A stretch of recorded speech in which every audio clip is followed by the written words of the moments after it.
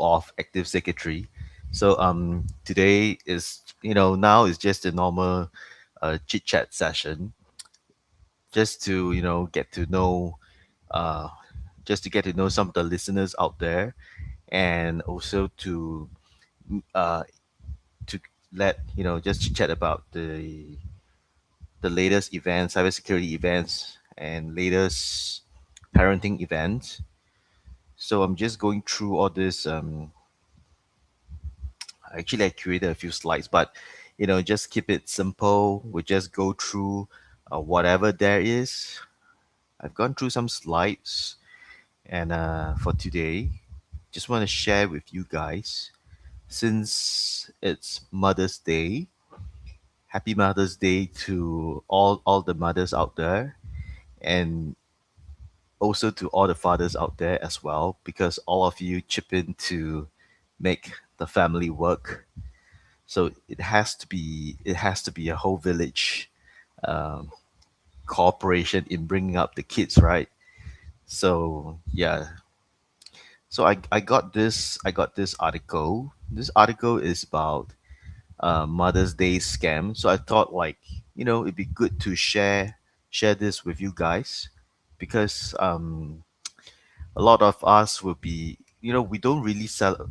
Mother's Day is on Friday, but it seems like a lot of people is going to celebrate this day across many different days, because they don't some of us don't want to be held ransom to the high prices on a particular day. And scammers, they love to make use, they love to um, do all kinds of scams during holidays as well, because during holidays, most likely you have to buy gifts, buy presents for uh, whoever is the recipient of that particular day. For Mother's Day, of course, you have to get tips, get this gifts for your mother. Then Father's Day, same thing, you're gonna get for your father. And hackers, they love to make use of your urgency to get all these gifts in order to hack, to scam you. So I just want to go through all these articles. This is just a very relaxed podcast, just to let just go through. It's not going to be like a sales webinar, or like anything like this. It's just be going to be like a normal podcast. And let me just go through this article that I have curated. So what this article did is that they actually say that they're trying to teach you how to spot Mother's Day scam, but I think it's going to apply to many different kinds of scams as well. So let me just read to you what they say. They say that every year scammers take advantage of Mother's Day by pushing fake deals, messages, gift card scams, and urgent payment requests. They know that people are shopping quickly and not always double checking. And here are the most common Mother Day scam and how to avoid them. I was going through this, right? Then the key takeaway is Mother's Day scam often involve fake shops, phishing messages, fake shops as in uh, it will be more difficult to have a fake retail shop, but it's going to be a lot more easier to have a fake website masquerading as a shop.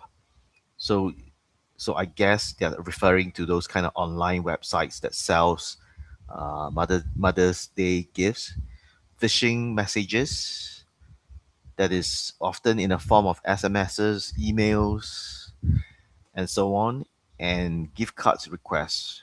Gift cards has been a very popular choice of gift for many different kinds of occasion, because a lot of people, they don't know exactly what to get for a particular person. They don't want to risk getting the wrong gifts, which is why gift cards are very popular nowadays. You get an Amazon gift card and they can choose to buy whatever they want, or you get now it's very popular to get kids Roblox gift cards so that they can buy whatever digital assets that they want.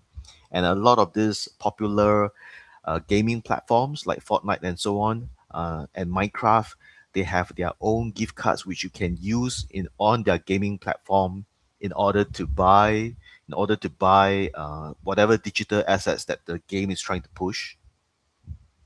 So it says that scammers rely on urgency, emotion, and too good to be true deals. A lot of people like to fall for this kind of too good to be true deals. Like, oh, it happens to be Mother's Day, and this particular good that I have used to cost $1,000, but on Mother's Day we are going to give it up for free, or we're going to sell it for a low price of $50. So you think about it, wow, from $1,000 it drops to $50. From $1,000 it becomes a free gift that you can give away to your mother and so on. So it really tries to trap people who are really greedy for this kind of gifts, which I think that still a lot of people are going to fall for it. And that is why I think it's very important that we talk about all these things with your friends, with your relatives, to inform them of what's going on. When you go through all these too good to be true deals, I think it's good to talk it out with someone before you really commit the money to this kind of deals. I have let's say I have a ticket. Somebody comes to you online. They say that they have a ticket to the Boston Celtic basketball match, and it's the front row seat. They can't go for this to this front row seat, and they're trying to sell it to you, offload to you for $100. This kind of stuff, and then you think, wow, just paying $100 and you can sit at the front row. That's like a really good deal, right? So these are the kind of things that, too good to be true. And by buying it for $100, you can resell it for higher price. That's really too good to be true. They like to rely on urgency, emotion. So these are the things that they love to make use of. Very interesting. And here is another one, another key takeaway, that is payment requests via gift cards, wire transfer, and crypto are major warning signs. Right? It's true. Then fake delivery messages and high mom taxes are increasingly common. Fake delivery messages, I don't exactly know what they're talking about, but we can always see, we'll go through the article and then we'll see what exactly they're talking about. High mom taxes are increasingly common. So I guess high mom means like, you know, you're the mom, you receive SMS messages from someone who definitely is not your son, definitely not your daughter, and you receive it, hi mom, and then you think that it's your son, your daughter that you haven't seen for some time, and they ask money, they tell you that they're in trouble, they ask money from you, and you decided to give to them. So these are the very common scam that is happening nowadays. Okay, let's just go through this. What are Mother's Day scams? Mother's Day scam are seasonal fraud attempts that take advantage of how people shop and communicate during this time. They are designed to blend into everyday actions like ordering a gift, opening a message, or responding to what looks like a small problem.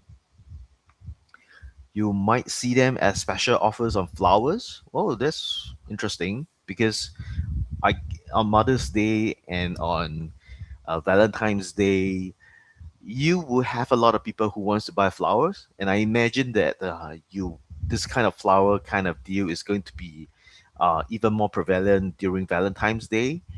Then jewelries, yeah, for mother delivery notifications. Now I get what it means. I think what they're talking about, this delivery notification is really about it's really about like a lot of people, they like to buy things online, for example from Amazon, and when they order something from Amazon, they be waiting for it and they hope that nothing goes wrong with it. So if you receive a fake SMS from Amazon and it says that, oh, there's something wrong with your delivery, please, you have to do something about it. So I guess that uh, it preys on your urgency. You see, you want to see that it's going to be there. Then you decided that uh, this will be. he decided to do something about it. So so this is one way that they prey on the urgency, right? Is this better? This looks better. You can see the words more clearly. Okay, so the most common Mother's Day scam to watch out for. Most scams follow the same patterns. Once you know them, they become easier to spot. Fake online shops and flower sites. Wow, that's how they trap a lot of people. Well, I guess that this is especially is going to be very popular in certain kind of countries. For example, in Asian countries where they tend to buy gifts for their mother, or Italian kind of environment where the children really treasures their mother and they go all out to pamper their mother by buying them flowers and so on. Fake online shops and flower websites. One of the most frequent traps involve fake shops.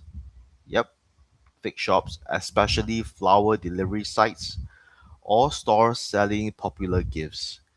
They often look polished and convincing with professional photos and attractive prices. You place an order, receive a confirmation, and then nothing arrives.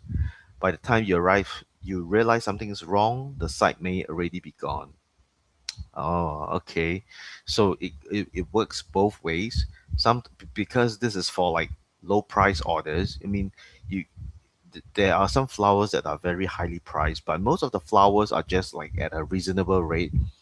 But it can be really high price on during Mother's Day, and if you're able to get a good deal during this period, I guess it's going to be really good because let's say if you buy a rose for $1 on normal time during normal times, and Mother's Day can jack up to $100 per rose. For example, I'm just using this as an example.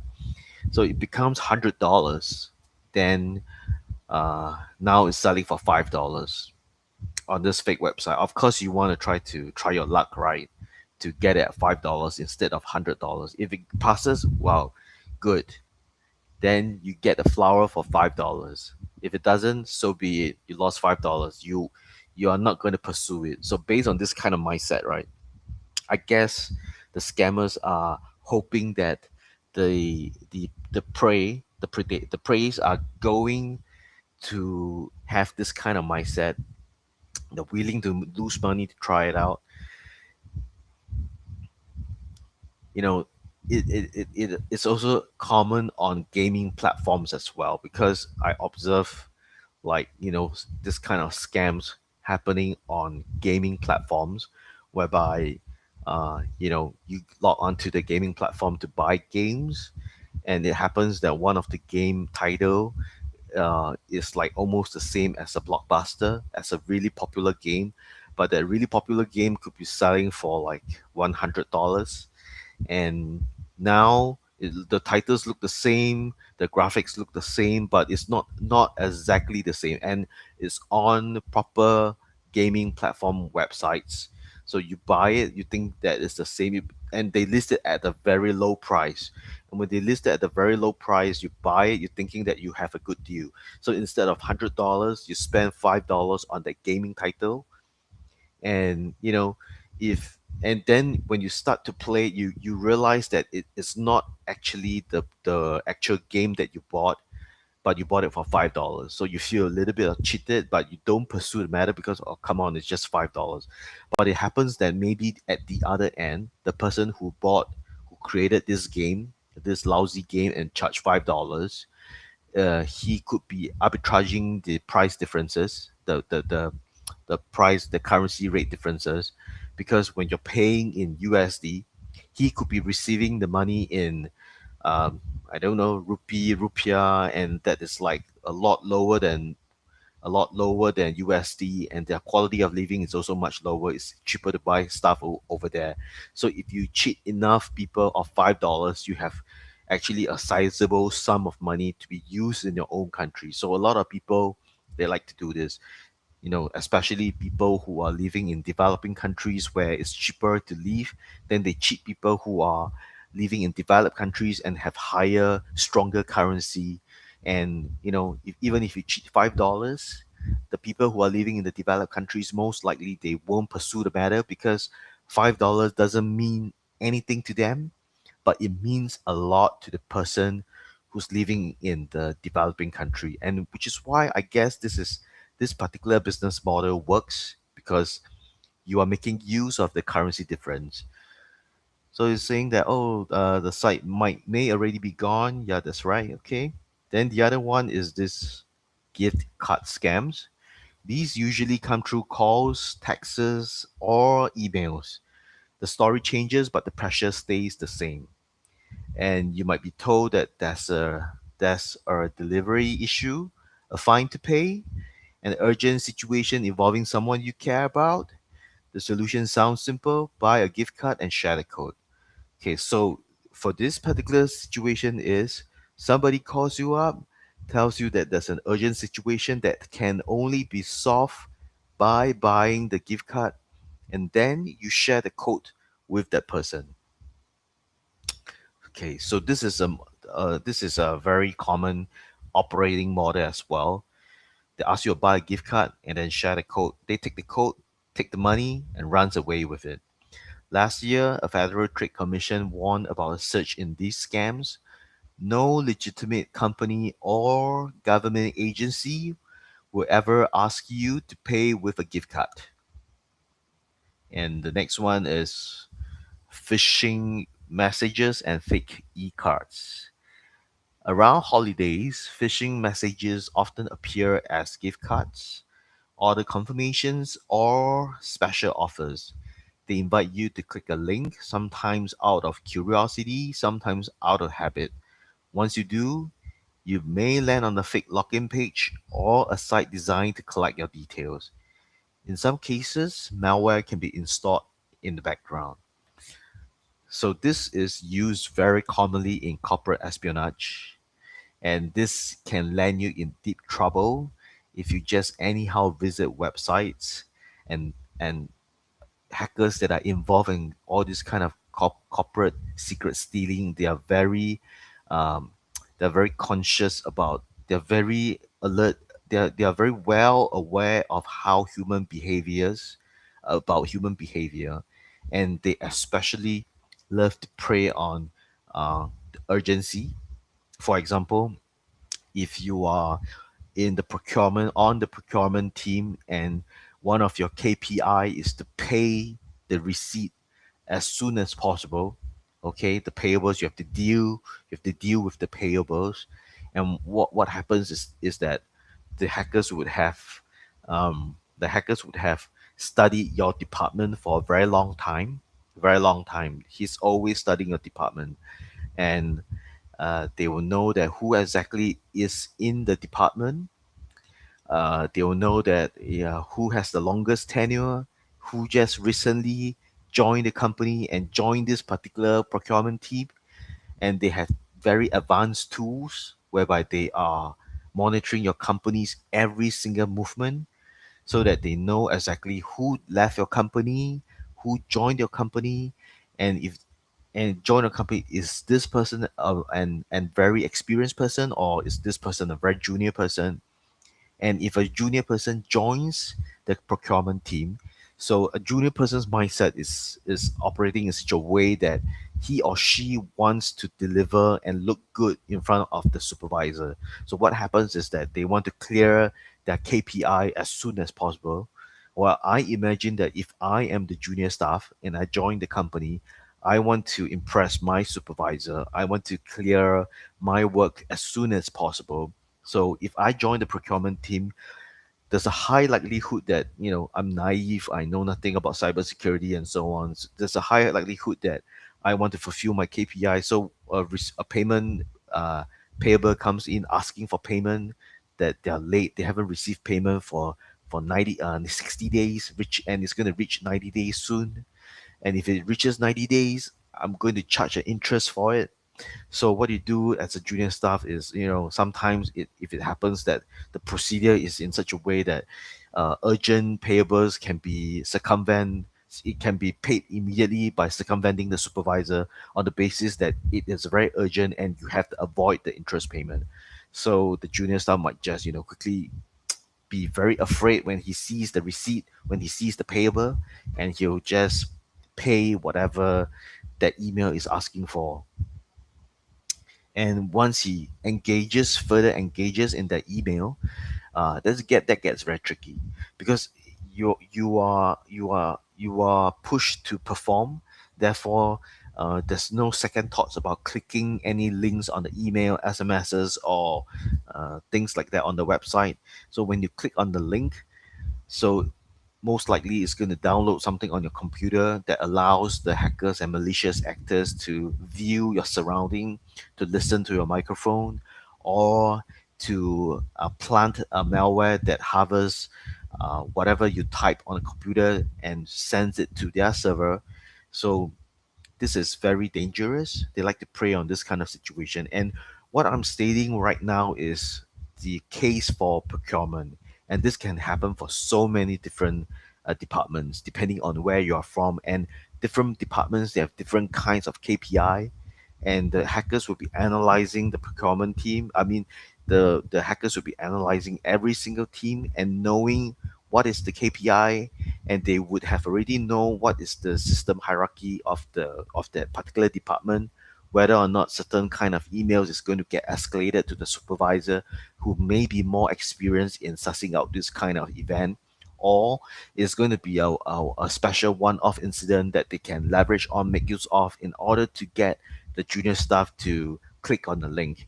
But it's not just about educating the junior staff as well, because the senior staff can also, the same thing can also happen to the senior staff. So they both have equal chances of being tricked by this kind of malicious actors. And it depends on how the actors want to trick the person as well, because they can be very tricky.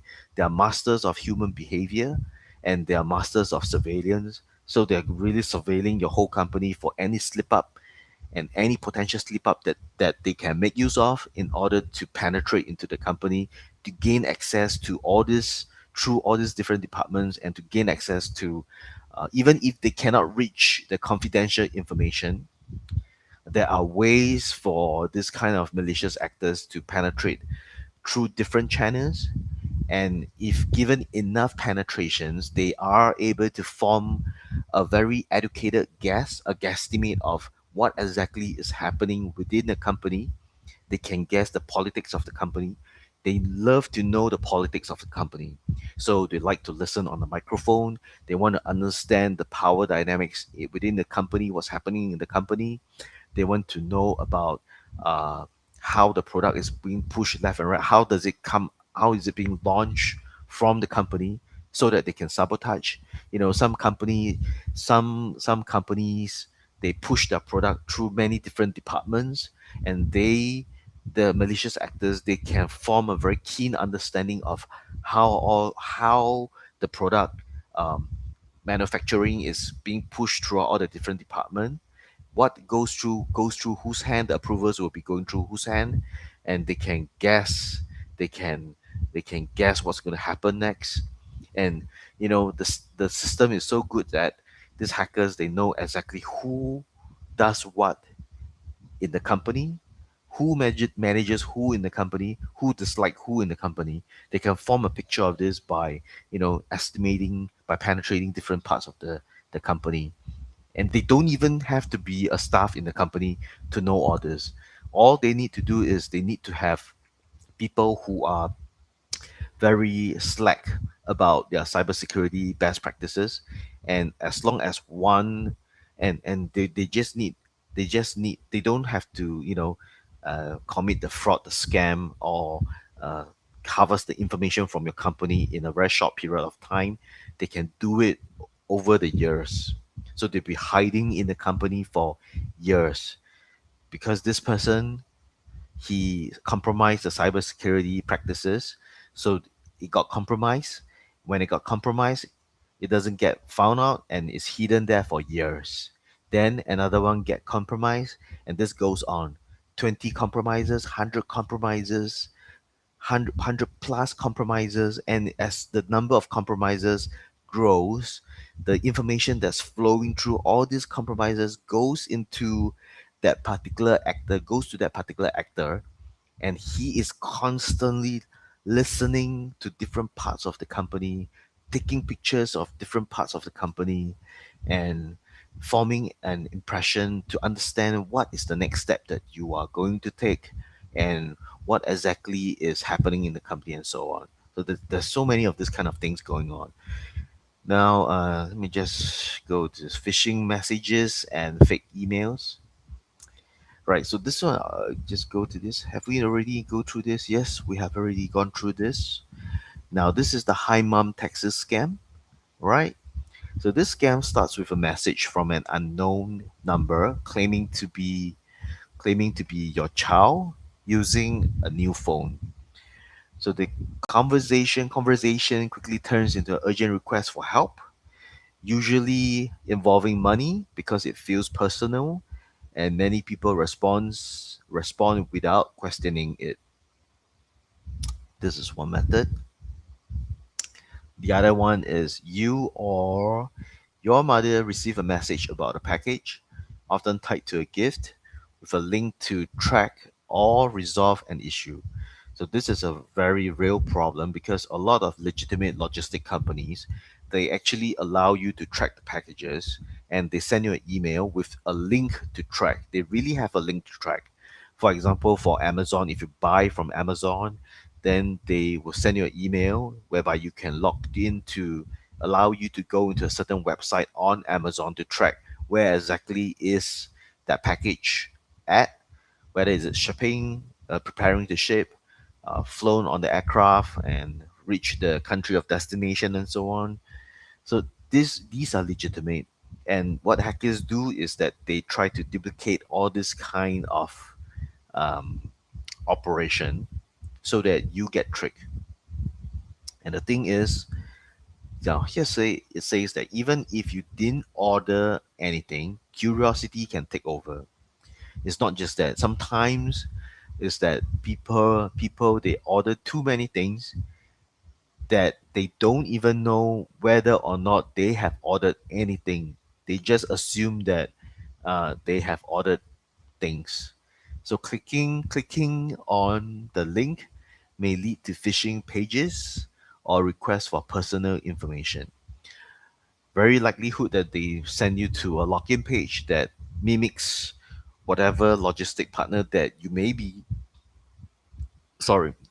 using. That's very common. And the thing to do is you have to verify whether or not the email address is legitimate.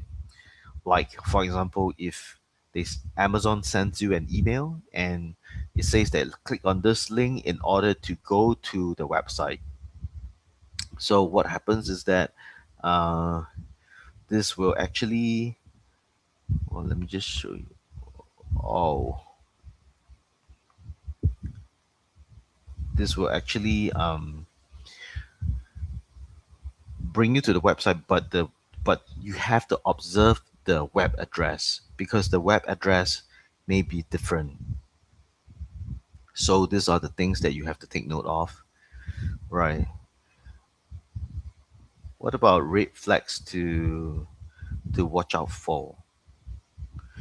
If a deal looks much better than anything else you have seen, it's worth questioning. If a message pushes you to act quickly without giving you time to think, that's another warning sign. Payment requests that involve gift cards, wire transfers, or cryptocurrency should always raise concern, especially when they come with urgency or secrecy. Secrecy? I don't understand. Why would there be any secrecy about it? If a deal looks much better than anything else you've seen, it's worth questioning, right? If a message pushes you to act quickly without giving you time to think, that's another warning sign. Payment requests that involve gift cards, wire transfers, or cryptocurrency should always. Okay, if it's urgency, but secrecy, I don't understand what it means.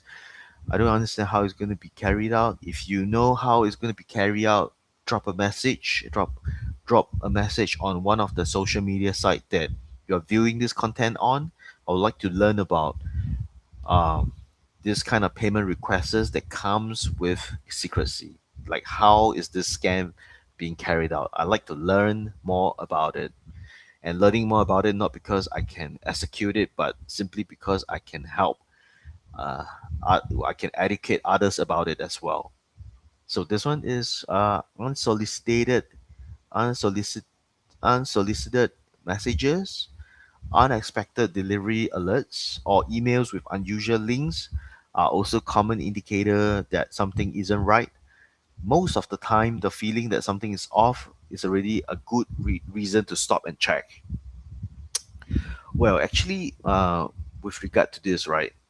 If you look at all these things, a lot of these scams are being carried out through links.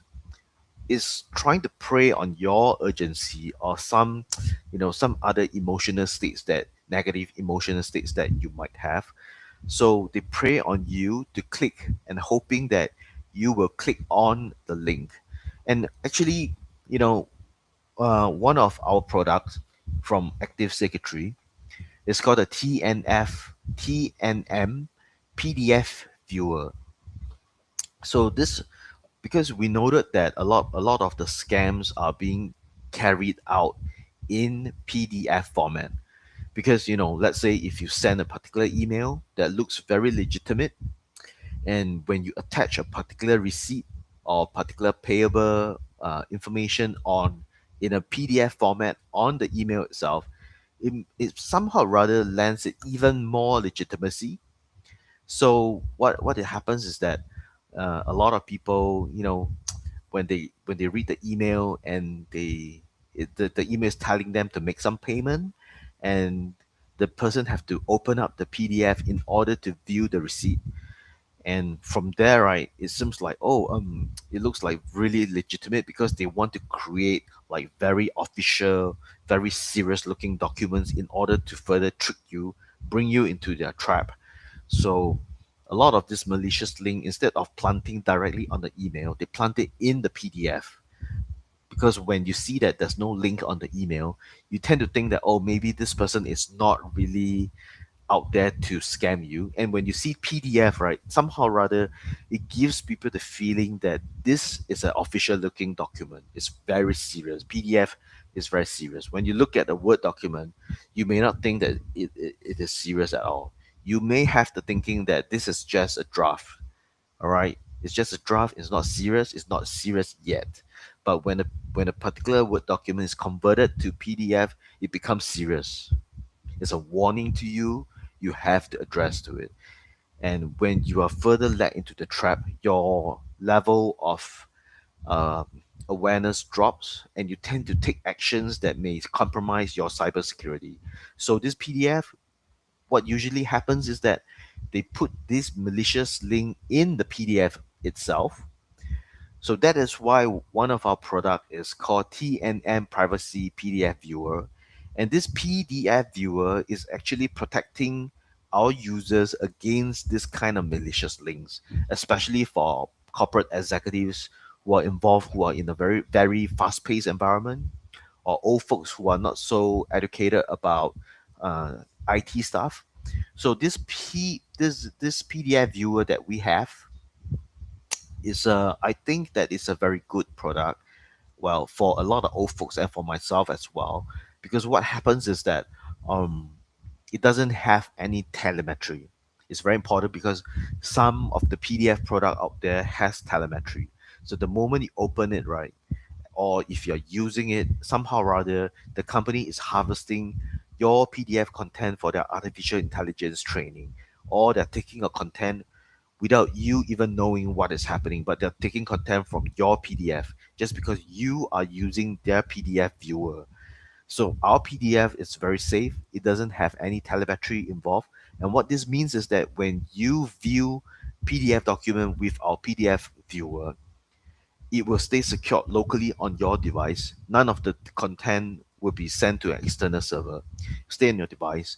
And there's a button at the bottom of our PDF viewer.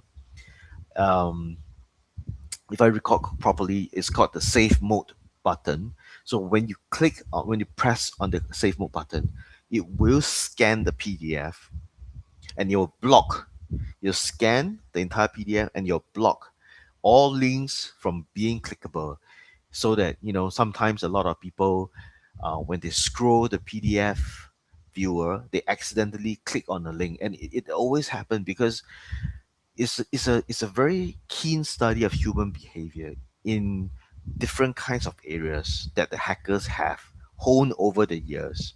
That is to send you an email, further trap you in with official looking documents like PDFs, and there are many other variations of it. I'm just stating the most simplest form. They trap you with the PDF, and when you open a PDF, there's a very high likelihood that you may be opening this on a smartphone, given that more and more people are doing their work on a smartphone. More people are on the move, which is why this is happening. So they study the scrolling motion, so they design the link in such a way, they design the link to be placed in such a way that it actually coincides with the scrolling. So when as you scroll to look at the content of the PDF on your phone, there's a very high chance that you will just click on the link. And yet nothing happens. And what happens is that nothing happens but on the surface. But what happens is that this clicking of the link has already downloaded a malicious software on your mobile phone, causing letting the hacker have a channel into your mobile phone, using your camera to look at you, using the microphone to listen to what you're talking to, and harvesting your OTPs, your password, and a lot of other things.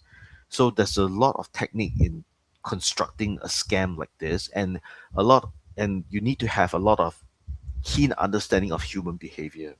And you need to think from both sides, as a user, as a scammer, as a user who's experienced with dealing with scammers, or as a corporate executive, or as an old folk. So depending on who you're dealing with, this hacker will construct a personalized profile of you, and they will from this, right, by better understanding how what kind of profile you belong to, they'll construct a scam to scam you. And what I've observed, what I've explained is just the simplest form, because I've witnessed personally, experienced personally in my days as a law enforcement officer, and also as a government officials, on how various types of scams were conducted for to all this through to all this type of people, in order to gain confidential information, to compromise your law enforcement operation, and so on. So there's a lot of these things going on.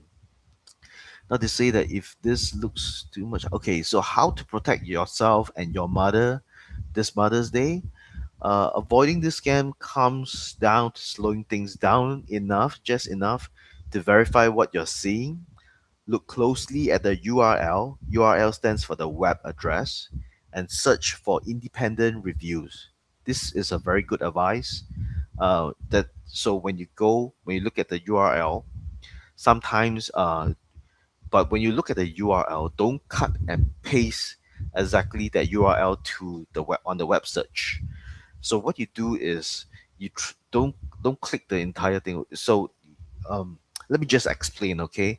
Let's say the web address is www.alpha.com. So that's the scamming website. That's the scammer's website. www.alpha.com. So if you want to do a search on whatever search web browser that you're using, don't cut and paste that website onto the search and press enter, because it might accidentally bring you to that website. So what you have to do is you have to separate the words. Click www space dot space alpha space dot space com. So make sure there are spaces in between, so that the computer doesn't misinterpret that you want to go directly to that website. But what you're doing when you're putting spaces in between the important phrases, terms, and so on, right? What you're trying to do is you're trying to conduct an independent review on this particular website. So it says that if a shop only appears through ads or has no real presence outside its own page, it's safer to avoid it. So if it only appears on ads and it has no real presence, means that it's not really very popular outside, it's better to avoid this web page. Stick to methods that offer some level of protection, such as credit cards or trusted platform. These give you options if something goes wrong, unlike gift cards or direct transfers. If you receive a message about a delivery or order, avoid clicking the link directly. Instead, go to the official website of the company and check the status there. It takes a few extra seconds, but it removes most of the risk. Just as important, take a moment to talk to your mom, especially if she's not used to this type of scams. Let her know that surprise deliveries can sometimes be fake, even if they look real. Messages from you on new number should always be double checked. No real company or authority will ask for payments through gift cards. It's always okay to pause and call you before clicking or paying. A simple heads up like, if you get anything unusual this week, just check with me first. Can make a real difference. So this is telling the mother that if she gets anything unusual, check with the child first, and that's gonna make a real big difference. And around Mother's Day, many scams work because they feel like a surprise from a child. If something doesn't feel right, oh, okay, this is an advertisement. Let's skip this.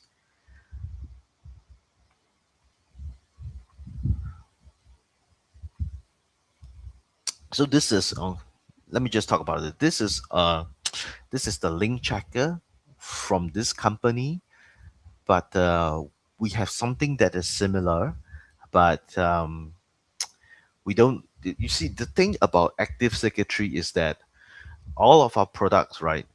The way we create our product is our philosophy is we don't want to compete with what other people are offering. So the thing about all these kind of cybersecurity companies is that all these traditional cybersecurity companies that they like to provide the same cybersecurity solutions, the same services, and they're basically reproducing the same things over and over again.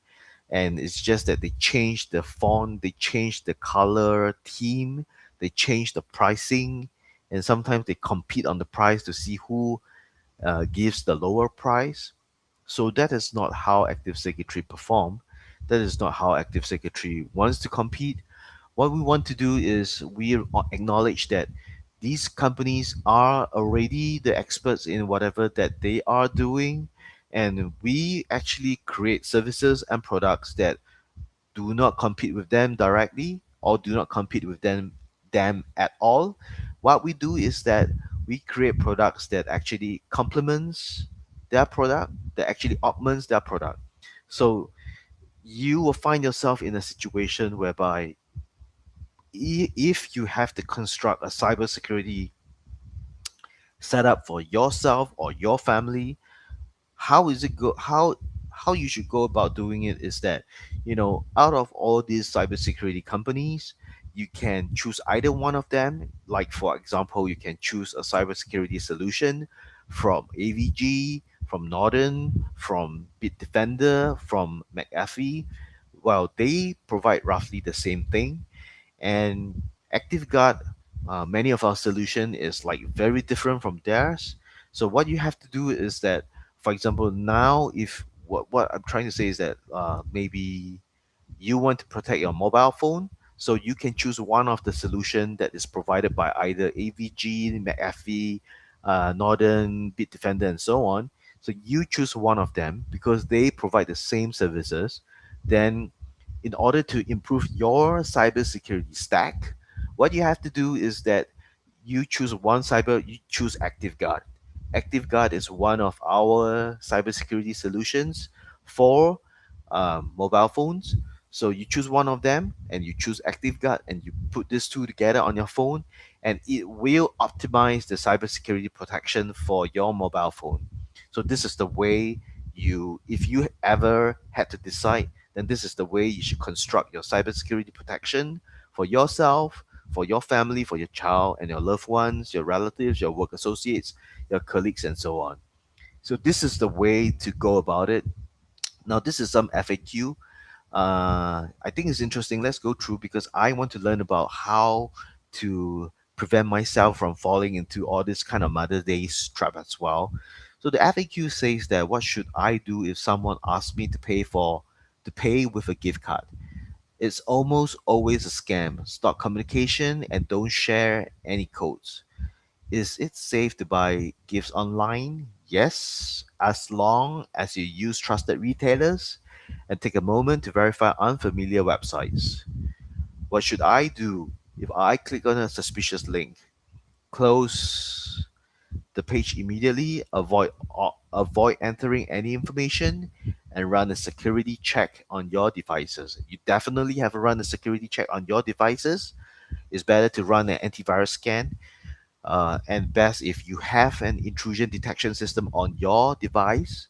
And most likely it's going to be a phone because now more and more people do their daily lives on their phone. They learn on their phone, to play on their phone, they communicate with their loved ones on their phone.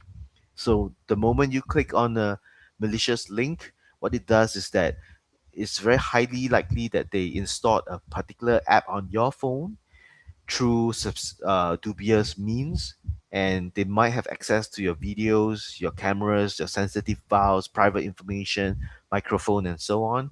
So what you have to do immediately is to use your cybersecurity solution to run an antivirus scan. So depending, I don't know about the others, but let me just go through with you what happens if you have ActiveGuard on your phone. So if you have ActiveGuard, you scroll to the antivirus function, run a scan. So there's two type of scans on this ActiveGuard. One is for normal users who didn't subscribe to us. Then the other one is for users who have subscribed to ActiveGuard.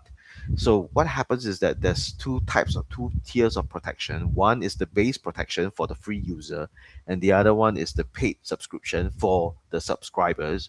So if you can scan it with the base protection, at least you will know that whether or not some apps, there's some malicious app that is being installed on your phone. But if you're not confident enough, then subscribe to ActiveGuard. What it does is that in that very moment, it's going to connect to the AI cybersecurity engine on our system, and which is leveraging more than 4 million plus signals. Every single is there's more than 4 million plus signals in that engine. And the thing about that engine is that it grows more intelligent every single day because it's identifying like malicious apps, threats, viruses, like 1,000 plus of all these kind of threats every single day.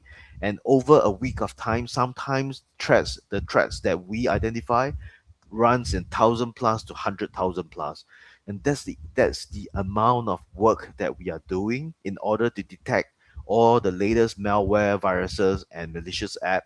And so what you're doing is that if you connect to our AI cybersecurity engine, you will have access to this optimized higher tiered cybersecurity protection through the antivirus scan.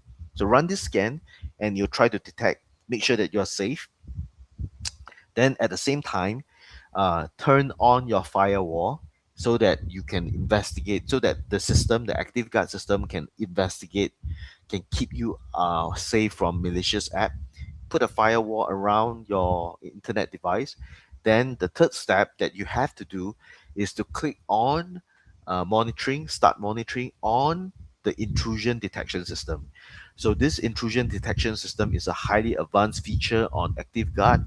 What it does is that it investigates malicious behavior that might be secretly operating in the background of your phone. Because if you click on this malicious website, there's a very high likelihood that there's some malicious activities going on in the phone. So once you click on this monitoring, it will start to detect. And so also, if you connected to the AI cybersecurity engine through a subscription, this intrusion detection system will immediately be kicked up to a higher tier protection system, and it's going to monitor different kinds, many more different kinds of malicious activities, and sometimes, and it can even trace the attack to the country of origin.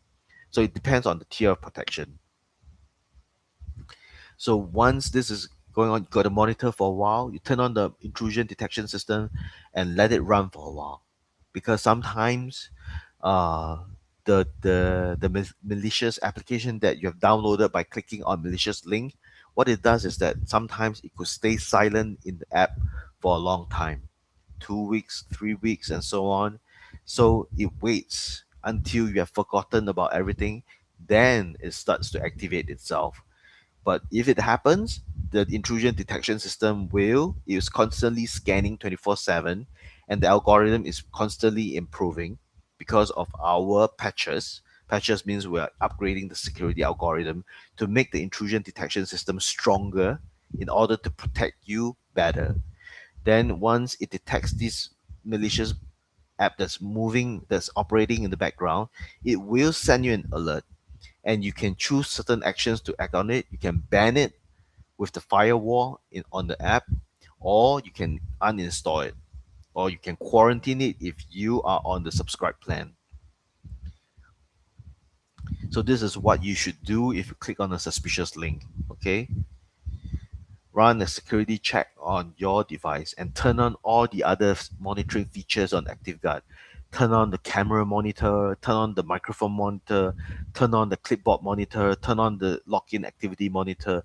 Make sure that there's no suspicious login attempt or abuse of the camera, the clipboard, and the microphone on your phone. If it does, it will send an alert to you, and you know what to do with it.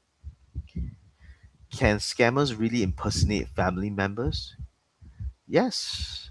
Hi mom scam rely on emotional trust and are becoming increasingly common. It's very common. Are gift cards safe to use?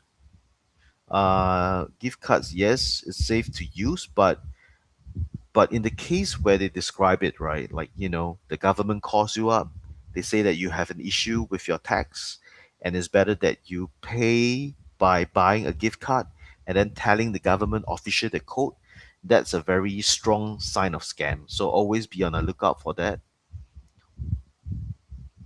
So basically, That's about it for this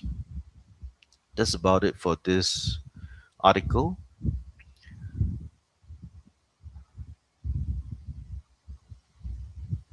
Next is this video that I want to show you. Oh, it's not a video. Is this article from Channel News Asia. Channel News Asia is a news broadcaster from Singapore, and what they do is that they like to report the news from the region, the Southeast Asia region. And what happens is that they for this particular article is that Indonesia, they want to they may ban e-commerce for under 16 amid scam concern. So what led up to this is a very funny thing that happened just last week, because Indonesia actually banned. They wanted to ban Roblox. Roblox is a very popular gaming platform for a lot of kids in Indonesia and around the world. And for Indonesia, I think there were some events that happened whereby some kid, I think he was influenced by some violent game on Roblox, and after playing the violent game, he actually tried to injure his own brother using the same technique that was being used in the game itself. So after this incident, the Indonesian government, they actually thought that, this is very dangerous, and they decided that they might want to ban Roblox in Indonesia. And when Indonesia announced that they want to ban Roblox in Indonesia, Malaysia caught wind of what happened in Indonesia, and they also were saying that they might block Roblox as well. Then, after Malaysia said that they might block Roblox, Australia came in and said that they might also consider blocking Roblox. So it caused a big hoo-ha on the gaming platform, especially for the kids, because it's such a very popular game. And it's not just a popular game for the kids. Even adults, especially computer game developers, they are making very good money on Roblox. A lot of people are making good money on Roblox. Game developers are making good money on Roblox by selling, by creating and selling, by creating games for the children and charging a token for certain events during the game. If you want to access certain event, then the kid has to pay in order to access that event. So they are earning a lot of money through this kind of mechanism. And a lot of designers, they are earning a lot of money as well, because they are selling like shirts, digital assets, weapons, digital weapons to all these kids. And these kids, they're paying a lot of money to buy all these assets. Then, there's so many things that's going on. And I read an article whereby there's this group of children who are very young, but they are also game developers and digital assets creator as well, and they're earning so much money. And it was estimated that they are having like USD 500 plus 500,000 plus in the account within Roblox. 500K, all right, USD in USD. So they have earned so much money by creating the game and selling those games and selling the digital asset. Even their parents don't even know that their children have so much money in Roblox. And the issue is, these kids, they don't know how to deal with so much money in Roblox. And because they have so much money in their Roblox account, the scammers and the hackers, they become the prime targets for all these scammers and hackers, because the kids, they know how to earn the money, but they don't know how to take this money out and put it in the bank. So the hackers, they want to take over these children's social media account, the Roblox account, in order to take over the Robux in the Roblox account, so that they can transfer it to their own banking account or to their some other kind of cryptocurrency wallet or something like this. So this all this happening led up to this thing that is Indonesia is eyeing an e-commerce ban for under 16 amid scam concern. So let me just go through with you what's happening. I also don't know what's happening. So this is Jakarta, the capital city of Indonesia. They're thinking of an e-commerce ban for under 16, and the commercial minister told AFP on Wednesday, hot on the heels of Jakarta imposing a sweeping social media prohibition for teenagers. E-commerce platform are next, because we found children who became scam victims through e-commerce. So this was said by the Minister of Communications and Digital. So what happened last week is Roblox came up with a solution to deal with what Indonesia was going to do with Roblox. And what Roblox did was that they they came up with this facial verification step for children, for accounts that are uh, declared to be under 16, because there are some adult scammers or some sex predators. They are actually, they're not 16, they're not under 16, but they fake being under 16, register for a Roblox account to in order to chat up with the children. So what happens is that Roblox now require a facial verification of account holders who are under 16, so that they can verify whether or not these people are really under 16. And there was another issue whereby if you do video selfie for these young children under 16-year-old accounts, yeah, under 16-year-old children of these Roblox account. So what are you going to do with this video selfie in case it leaks? So what Roblox said is that they are not going to store any of this facial verification. What they are going to do is that they are going to erase, delete all these files the moment the verification has completed. So it means that if there's nothing to store on Roblox, it means that the Indonesian government, has nothing to regulate. But the thing is, how do we know that Roblox really deleted all these video selfies? That's the thing that a lot of people want to know right now. What exactly is this policy going to be? And now Indonesia said that they are going to start enforcing a social media ban for under 16s in a bid to shield some 70 million children from the threat of online pornography, cyberbullying, and internet addiction. The policy followed Australia's landmark move in December to stop teenagers holding accounts on many popular platforms. So they're going to target quite a lot of social media platform. They're going to target YouTube. They're going to target TikTok, Facebook, Instagram, Threads, X, and the streaming service Bigo Live, and gaming platform Roblox. So this Bigo Live is a very dubious streaming platform because they claim that you can go there and make friends, but that isn't exactly the case. Because when you go into Bigo Live, I don't think children is going to go to Bigo Live because there's a lot of like scantily dressed women who are dancing around in Bigo Live, and that isn't exactly like the kind of things that teenagers and children will go to and will like, right? But anyway, they say that they are going to regulate these platform. I don't know if they're going to ban it, but eventually it's going to apply to all digital platform, including online shopping sites. And I understand that from recent news that Indonesia is very unhappy with a company called Grab. Grab is a Grab is a company that started in Malaysia. It behaves a bit like it operates a bit like Uber.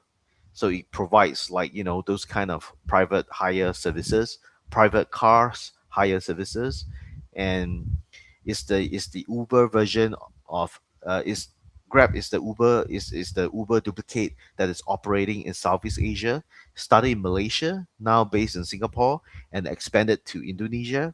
And it seems like a lot of the riders, the private hires in Indonesia, they're very unhappy with Grab, and they want Grab to provide a lot more benefits to the riders, like lower commissions for the riders and giving them insurance as well. So this article actually say that the government's aim is to help parents take on the big platforms to protect their children, and I guess they're going to find these companies, take a lot of money from these companies. So in that way, by taking money from these companies, finding them, they're going to take on the big problems, the big platforms to protect children in Malaysia, Indonesia, in Southeast Asia.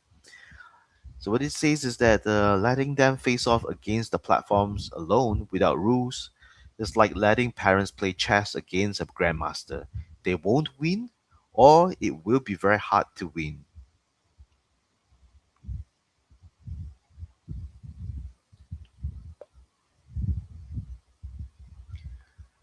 Roblox became the latest platform to comply with new regulations. Oh, this is what I said earlier, that they came up with new regulation for video selfies in order to verify the account holders who claim that they are under 16, and this is to weed out, adult account holders who try to act under 16.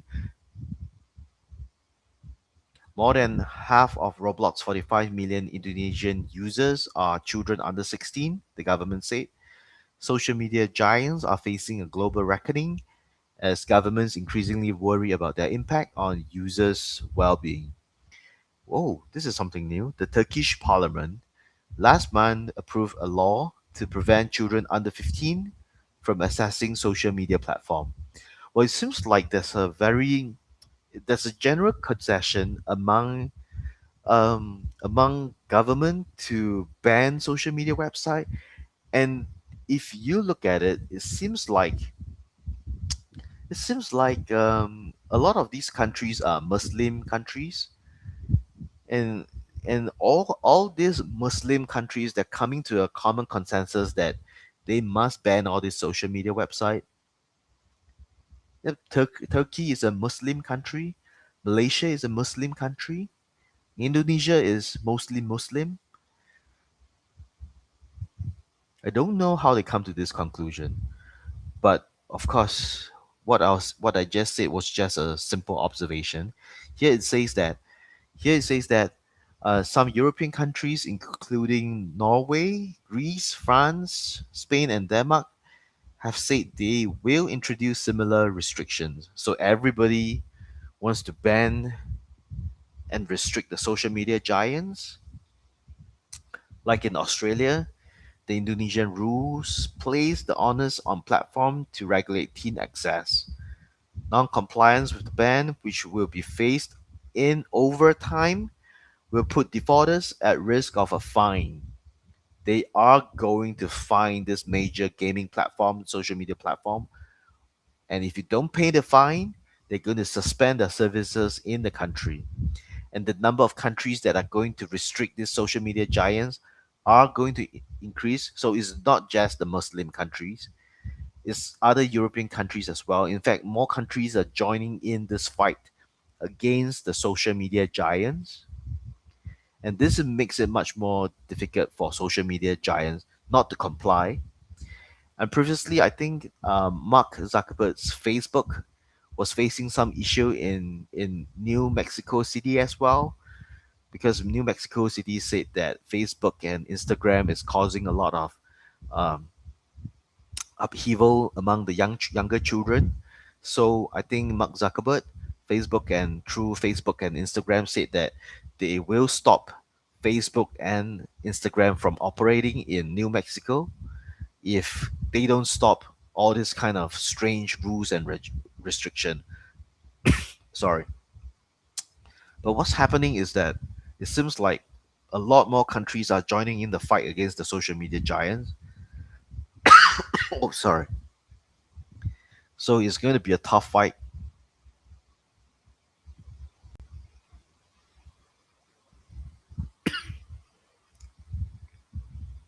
The last one is this. I want to go through this. How to spot the AI generated scam video.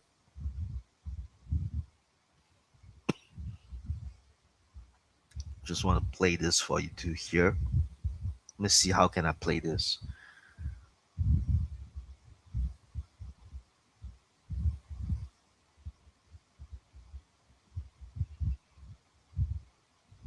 Hope I can play the sound for you because I want you guys to hear. I mean, I haven't heard what she said. I just want to go through this with you. Go through this with you. Let's see. Okay, hang on for a while. Just want to know how exactly to.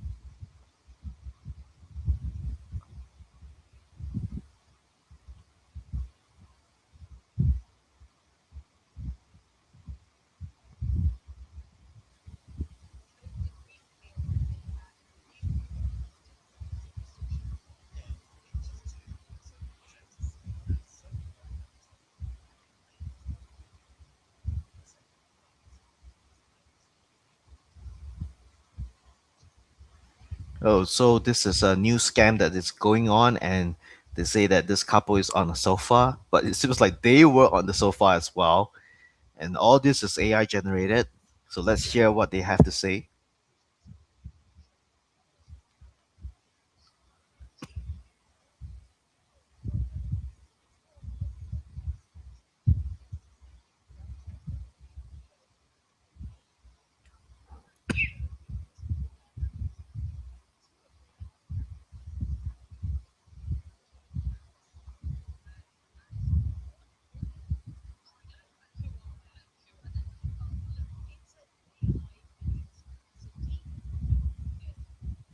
What is the AI video?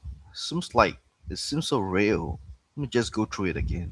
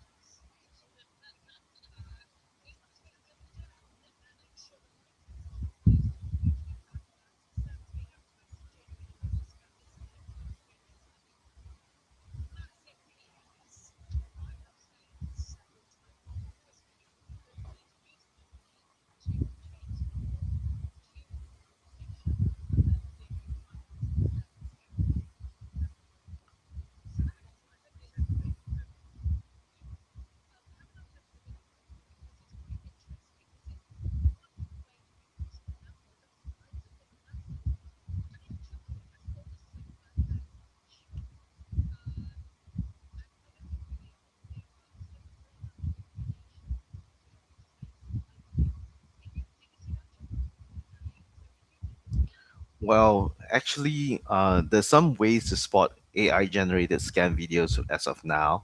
Um, I'll just share some of my take on it. If you look at a video and it seems to be like flickering, the feature seems to be like flickering for a while, then there's a chance that it might be an AI generated video.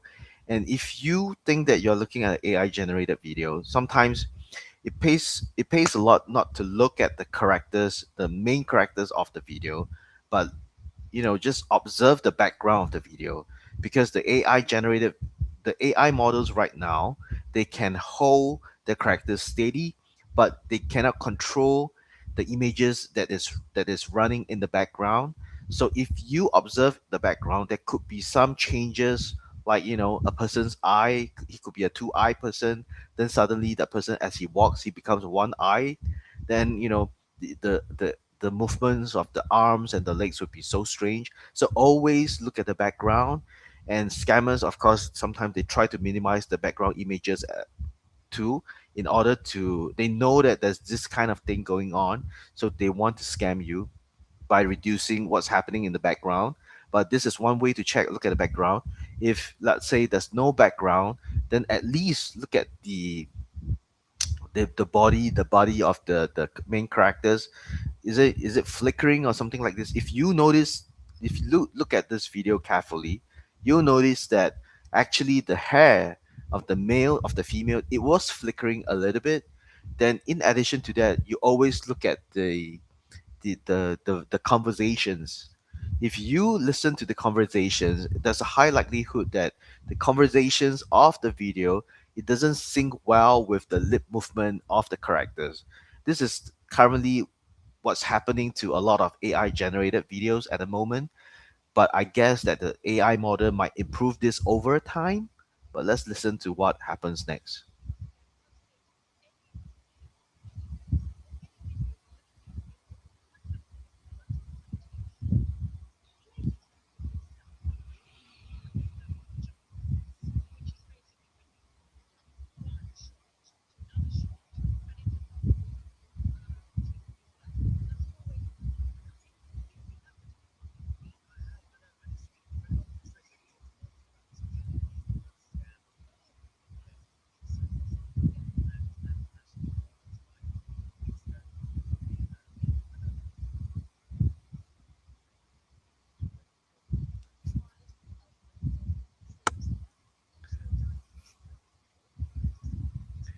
If you notice the face of the lady, her face was like, it was a little bit flickering.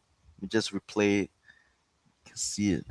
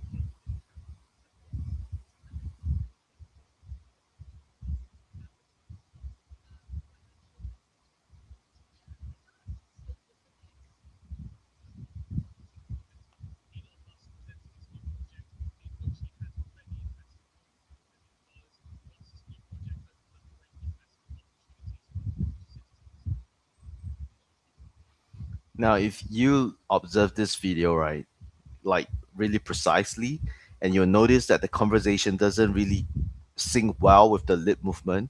And one more telltale sign that I notice about AI generated scam is that, when look at this, now I have paused this video, and you can see that the woman's feature is like quite clear, but this is not the case for AI generated video because if this video, okay, so the character could look like very clear and very nice on the AI generated video, but the thing is when you pause on the AI generated video, is going to be very different from this video because as you see this video when I pause it, you can see all her features, all her, her hair, everything is like properly shown to you. But if you pause on an AI generated video, somehow or rather it doesn't show the facial features very clearly. It's actually everything is a blur, and it happens that if you, no matter where you pause during an AI generated video, they always show this very very blurry facial images. So this is also a telltale sign that is when you want to check it, just pause and look at it.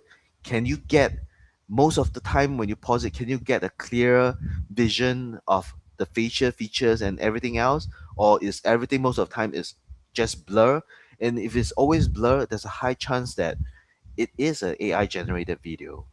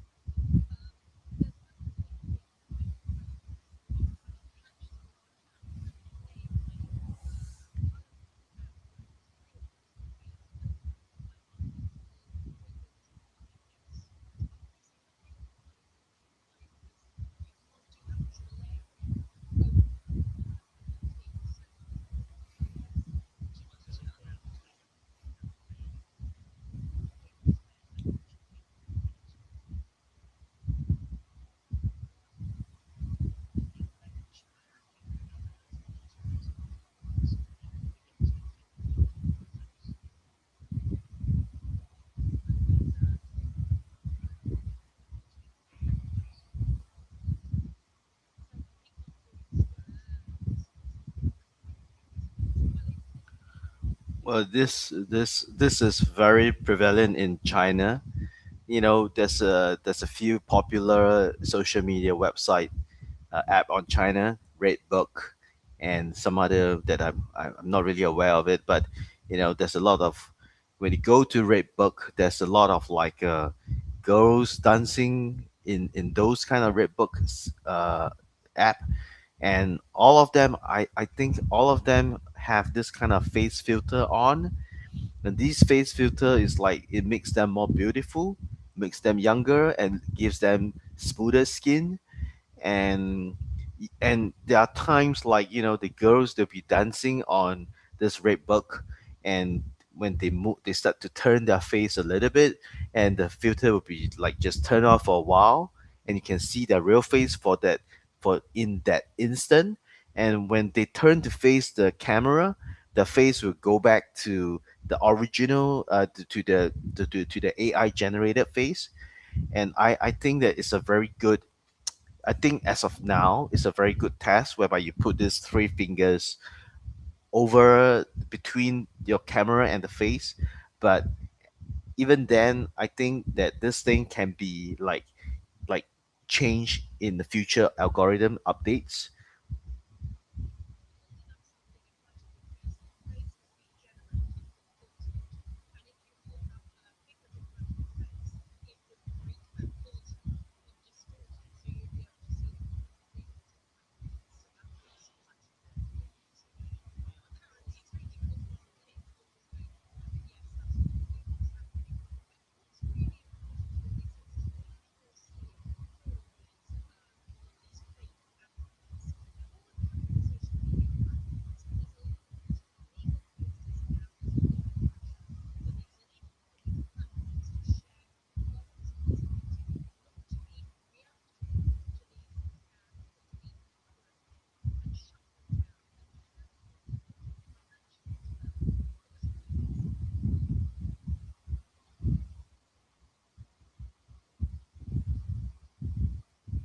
Yep. So that's what's happening right now, and it's very popular in China, and it's also very popular in Korea as well. In Korea, there's some app, I can't remember what is it. It's called VTuber, and this VTuber actually allows you to turn yourself into a very beautiful actor or actress, or it can change you into an digital avatar. Then on Redbook, you can use their various filter in order to beautify your face, and a lot of girls are using it. They are using the face filter on Redbook to trick uh, young men and old men into giving them money. So they'll be like, with the filter on, they'll be dancing around scantily, doing all kinds of seductive moves. Then they ask you for donations online. That a lot of men are being tricked by others and giving their money away, donating their money away. And on the Korea social media website as well, it's so prevalent right now. They're putting all this face filter. They are using, instead of representing themselves on the social media website, they use a digital avatar to hide themselves, to make themselves more handsome and so on. But it's all in an attempt to ask for asking for donations, asking for money, asking for gifts. And some of this, especially older men, whereby they don't really understand how technology works. So what happens is that um, there are several cases whereby they gave away a lot of their life savings to the live streamer on the internet. And when the police steps in, it's also useless for the police to step in, because when you give money willingly to another person, you almost like couldn't get it back anymore. It's the same case as in, like, when you do a bank transfer, and if you do a bank transfer to the wrong person, you decided to ask for that money back, that person doesn't have to give you back at all, because you were the one who keyed the bank number, and you were the one who transferred to him. So in the eyes of banking law, there's nothing wrong with that. You can't ask for the money back. It's your fault. You are the one who transferred the money to him. Now the money is his. And If that person decides to give you back your money, that's on him, right? If he was kind-hearted enough to give you back the money, the police can't force him to give you back the money. He can't be sued to give you back the money. But it's good if that person is kind enough to give you money. But in most cases, people don't give back the money. Okay, they just take it. So always make sure that before you do your bank transfer, always make sure that you look at the number carefully, double check before you do the bank transfer. Especially now, it's so easy to do digital payment, and sometimes you might give it to the wrong person. So you must be very careful about it, because money once transferred, you can't take it back anymore. So this is the thing about face filter. Got to be aware of it. Maybe in the next episode, I'm going to show some examples of face filter. It's so atrocious in China right now, because a lot of these people, they're using all kinds of methods to trick. They especially love to trick people of the opposite sex. They are using so many like makeup techniques. Like a lot of the very extremely handsome men that you see in Korea and Japan, sometimes they don't use the face filter, but they use advanced makeup techniques, and they're so good. They're so good that they look like an entirely different person. They could look like, a rural villager, but after makeup, they could look like a superstar, and it is that advanced. And those people in China, they are skipping all these makeup techniques, and they're just going straight ahead to use technology to apply face filter to themselves and just run several accounts trying to trick a lot of people's money. So that's it for today. We'll be holding this kind of chit chat casual session regularly. And if you like it, like to hear more of it, please subscribe to our channel. And before we go, I just want to explain to you that um, ActiveGuard antivirus defense is just one of our cybersecurity solution. There are many other cybersecurity solutions that our company have too, but if you decided to elevate your cybersecurity protection to the next level, you can download it for free on Google Play. All you have to do is to scan the QR code, and this will bring you to the Google Play console or to the Google Play website, where you can download ActiveGuard on your phone and start using it for free. And the best thing about this ActiveGuard is that it actually leverages more. If you start using it for free, you can start using the base plan for free to protect yourself. But if you decided that you like it, you can use it for free forever. But if you like it, you can subscribe to it, so that it will connect to the AI cybersecurity engine that leverages more than 4 million plus signal points, and is growing every single day by more than 1,000 plus signal point, which means that our AI cybersecurity system is becoming more intelligent by the day. And sometimes in a week, we get more than 7,000 plus signal points to more than 100 plus thousand signal point. And that means that your protection is being optimized by so much every single week.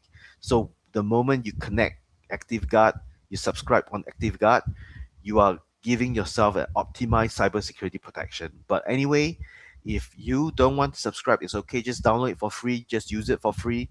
You can use the antivirus. You can use the free firewall, and you can use the highly advanced intrusion detection system that works in the background of your phone to keep tab on hackers, malicious actors, and malicious application that may be working in the background of your phone.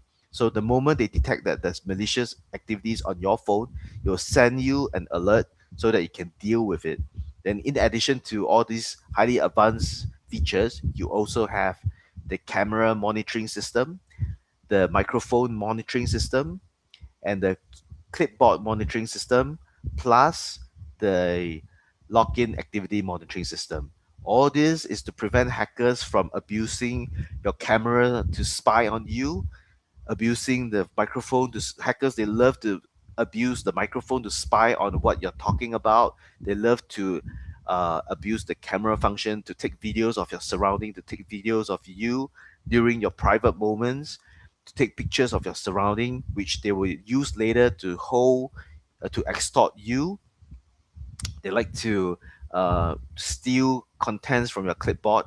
They want to understand what kind of websites you are visiting, what's the password you're using, and you can use the clipboard monitor to ensure that these things aren't happening.